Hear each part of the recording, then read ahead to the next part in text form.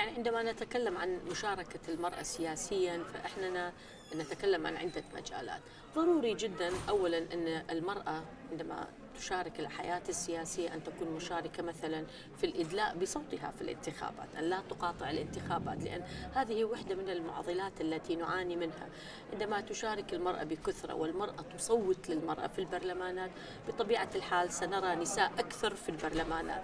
هذه واحدة من المشاكل التي لم نتمكن لحد الآن من علاجها، موضوع أن لا تشارك المرأة أو أن المرأة لا تثق لا زالت بالمرأة لتصوت لها، بل تتبع الرجل والعشيرة والقبيلة في تصويتها إلى المرشحين للانتخابات.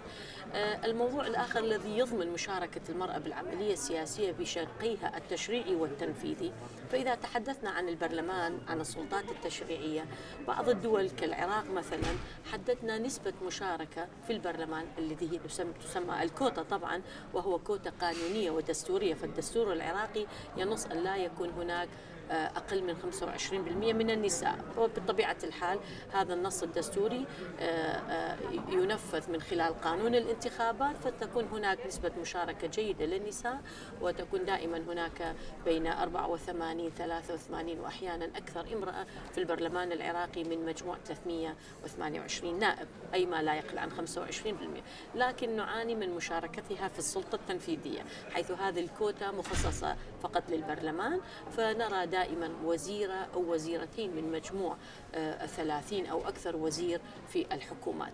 هذا النقص يحتاج إلى توعية أكثر للمجتمع، توعية وإدراك وإيمان من الكتل والأحزاب السياسية التي تخوض الانتخابات وتشكل الحكومات أن تجعل المرأة في مقدمة مرشحيها وتختارهم ليكونوا أعضاء في السلطتين التشريعية والتنفيذية.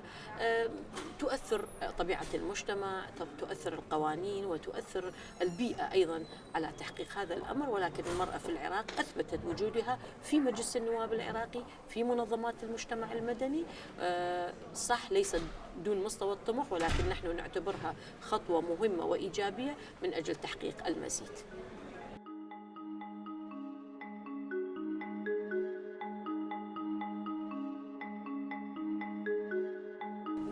البرلمانات لا زالت تعاني من وجود قوانين تعزز مكانة المرأة في المجتمع.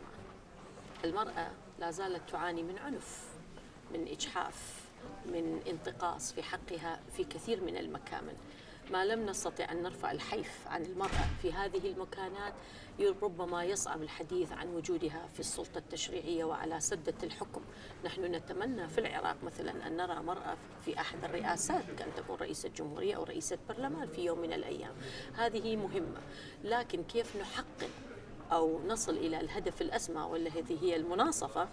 نعم، المرأة ربما أكثر من نصف المجتمع في مجتمعاتنا. الأمم المتحدة والعراق جزء من معايير الأمم المتحدة أو جزء مهم من الأمم المتحدة، ووقع على الكثير من المعاهدات الخاصة بالمرأة وحقوق المرأة، ومنها الحملة التي أطلقها الأمم المتحدة اللي هو نصف 50% مشاركة بحلول عام 2030.